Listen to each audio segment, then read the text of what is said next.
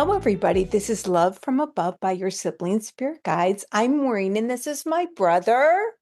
Hey Maureen, hey everyone, this is Brian. Hey, Brian, we're so happy to be here. If you can believe it, on this podcast, we share daily channelings we receive from star beings, ascended masters, mythical beings who really exist, and occasionally our ancestors. And today's topic, Brian, I can't even believe that I'm saying this sentence, but it's messages from the Galactic Federation. This is not fiction. This is fact. Yeah, I know. I think we've talked to them before, but it's interesting because it's like something out of like a Star Trek movie, right? I think that's what they had the Federation or something like that. That I don't know, but it sounds like something out of a Star Trek movie or some science fiction movie, but it's real. So that's the amazing. Yeah. And that's what I want to, say to all our listeners is, just because it may sound crazy. I mean, it is, absolutely real. And what I think about Brian is this quote from a German philosopher who says that all truth passes through three stages. First, it's ridiculed. Second, it's violently opposed. And third, it's accepted as, of course, it's self-evident. It's always been this way. And I think about, back in the day, people would literally say, like, if you said anything regard to, starships, aliens, star beings, that, oh, put on your tinfoil hat and, that you were just crazy. And now, I watched this, I couldn't finish it, but I watched this new documentary called Age of Disclosure, and I was super excited about it because it had senators, congressmen, military personnel, medical doctors all talking about interactions with star beings, but it came from like this super fear-based thing that we don't control our skies, which I don't know how we control our skies because Brian, they had they had footage from military jets that of these starships that were going 37,000 miles an hour. 37 miles an hour. They were going up into space and then dropping down to Earth. The one of them that was most fascinating to me is it was going 40,000 miles an hour and it went into the ocean and scooped right back out and did not disrupt a wave. How is that even possible, Brian? Yeah, I know. It's yeah, the technology is clear. It's like, and the other thing I think we were talking about is and the, not only that, there's plenty of documentation of people that are, essentially non-human that are living on Earth as humans. And there's been a lot of things we've talked about that and we've read books about that. So I mean, they're they're not here to harm us, they're here to help. And so it's nothing to be afraid of, but it is really interesting. And the other thing I was going to say, oh, Brian, I'm totally up on my Greek myths and all the Greek pantheon, but I just finished Stephen Fry's book on the Odyssey, which was, the lengthy journey that they took after the Trojan War. And, the high priestess was named Cassandra, and she was gifted with the gift of sight, but she was because she spurned Apollo's advances, no one believed her.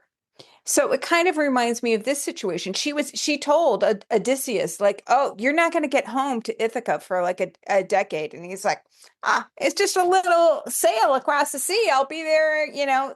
And of course, it took him a decade. And she predicted all of this stuff, and no one believed her. So, yeah, I just want to say just that might seem outlandish. Like if you go down this rabbit hole, there is so much to support this. And now, our military leaders, our governmental leaders, medical personnel are talking about this. So it's definitely real. Yeah, and it also, in the front of our book, we have this quote that I always like. It says, "We ask that you be open and receptive to information that may seem unlikely, but the source is truer than the news that blasts so frequently from your planet. So that was from Aura, who we first talked to, but I just think it's a great.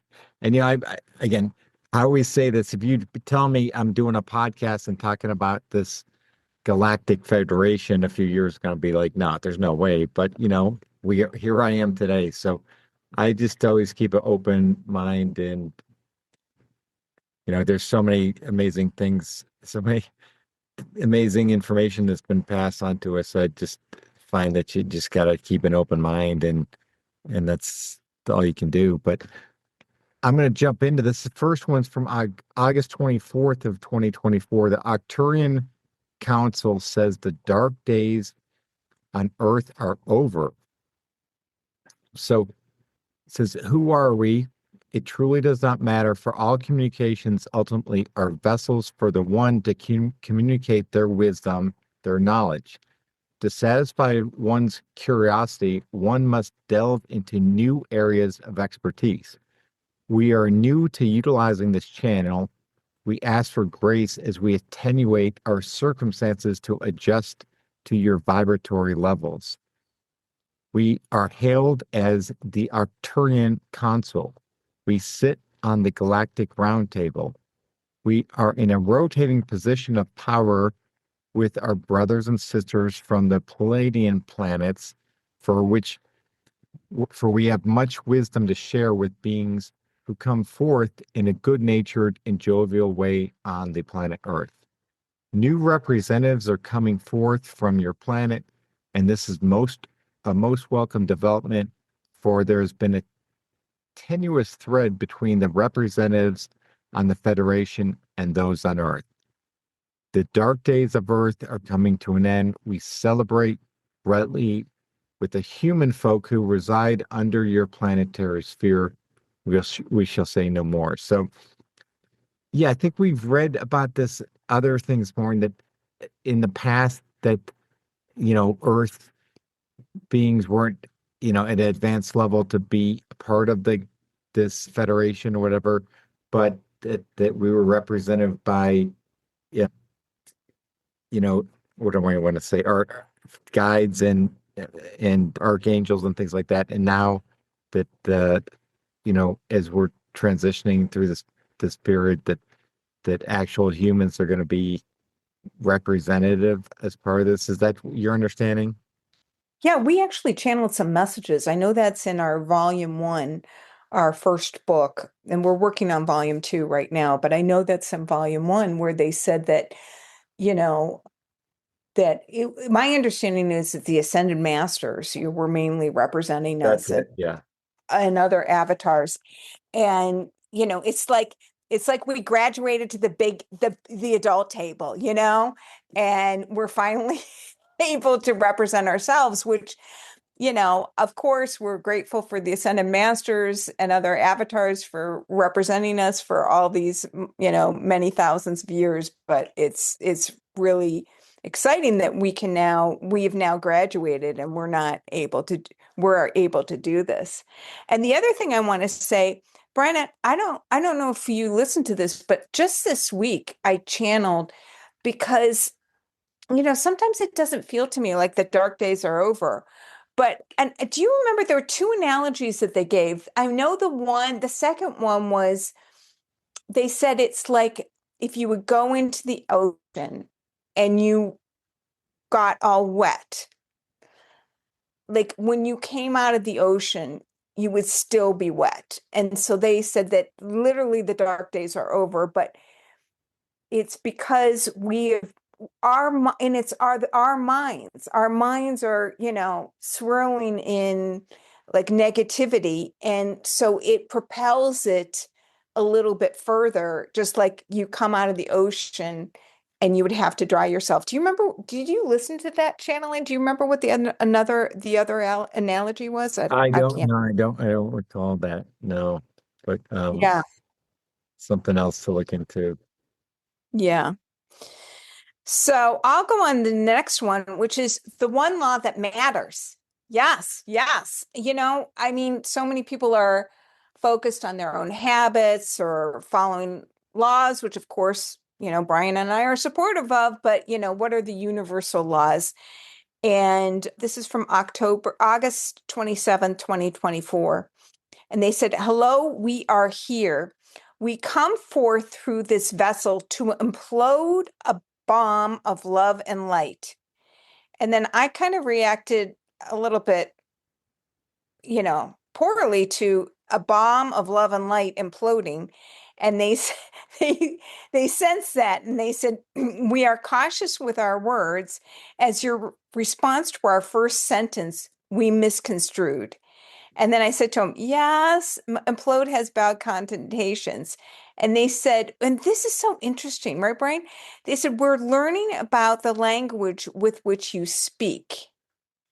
I think that's so interesting because, when we hear from these beings, like their thoughts just come into our minds. And, imagine if you didn't have to search for the right word.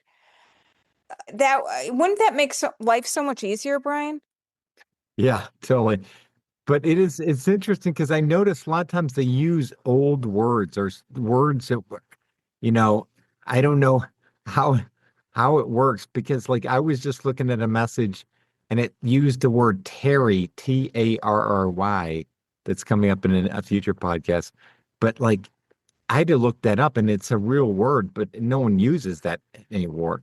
So anyway, it's sort of interesting how I don't know how they're doing it, but it is really interesting. Yeah, so I'll go on. They say, "We come forth now. We urge greater cooperation between the species on your planet. Just as you lovingly embrace your adorable pet, we encourage the unification of the species.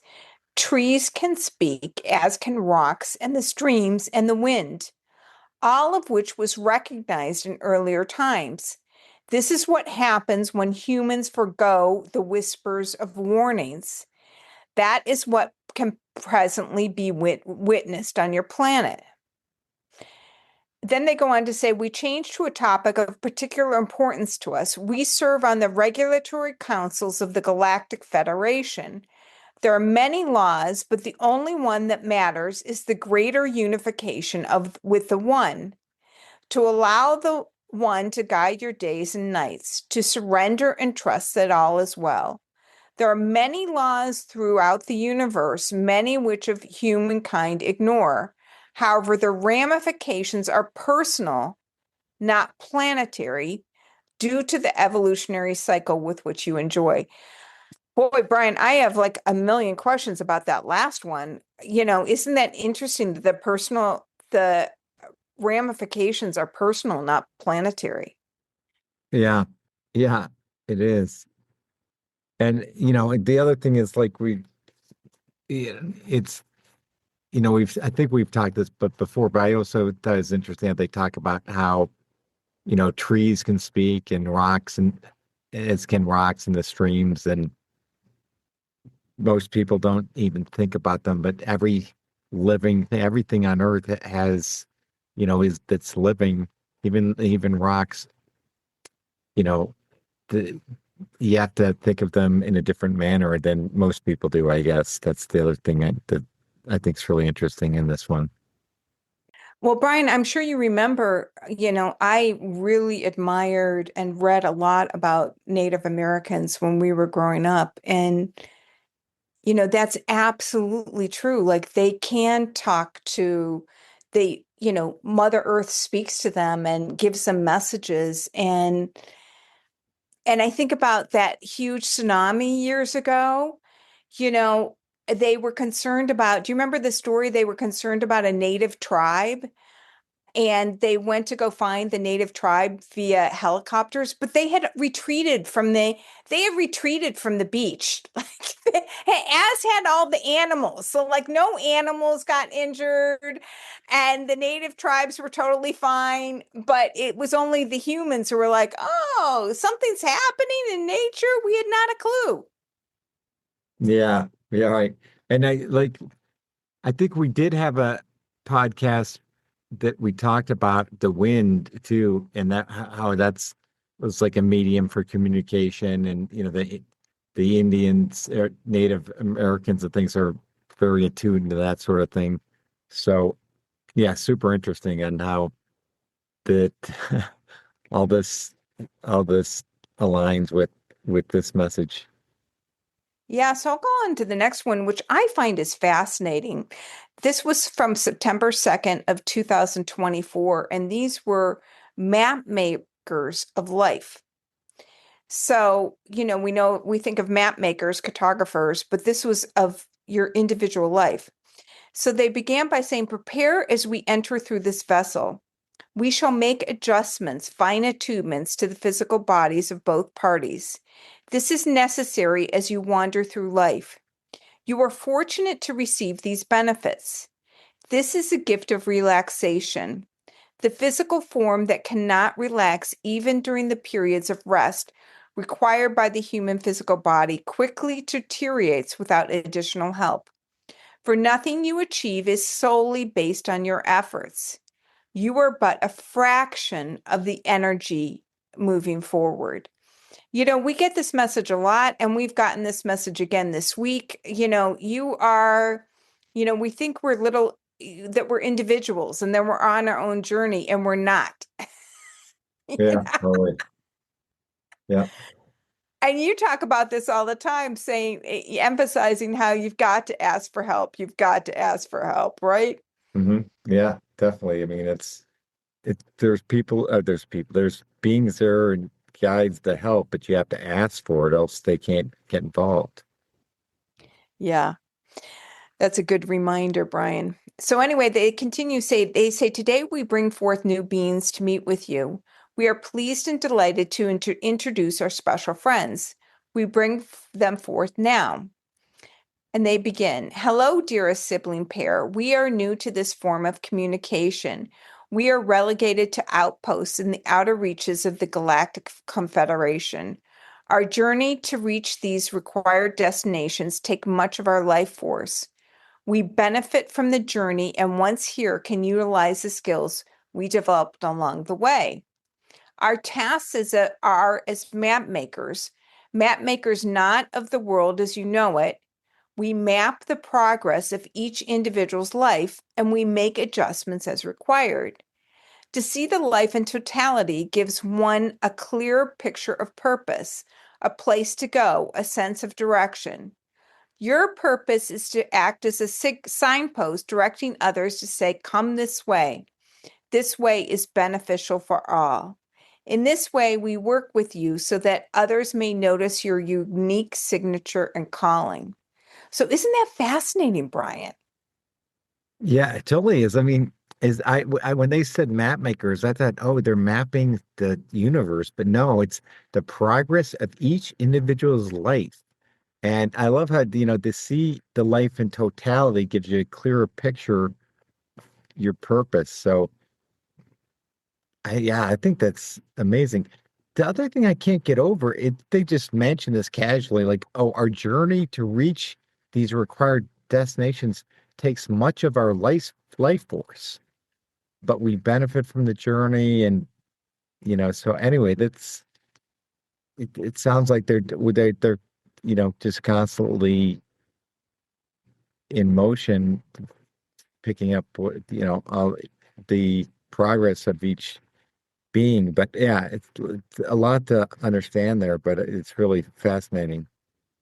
Yeah, I think it's fascinating too. And who knows? Who knows? Our journey takes a lot of our life force too. You know what I mean? So we don't look at it that way, but gosh, I know that there's, sometimes I've gone through things and I think, oh, this is, it seems like it takes more energy than other times. But I think this really reiterates a lot of what we read. Like I think of the Michael Newton books, in those books, for you, our dear readers, they go into Michael Newton has this wealth of work from near-death experiences where there's so much similarity for people, whether they're in Australia or, Scotland, that they all have the same experiences. And they talk about, that you choose, that there is some selection process going on. Remember, they said you pick out your body? I remember that part. You pick out your body, what type of body you want to have. So it's fascinating, right? Oh, totally. Yeah, really interesting. But Yeah. okay, I'm gonna do the last ones from May 10th of 2024. The Watchers speak about your soul's purpose. So it says we are the Watchers. We watch over beings throughout time and space. We come forth heralding messages of love from the one creator. We were created specially for this unique purpose. Each treasured being in the galactic framework has a treasured responsibility to activate their soul's purpose.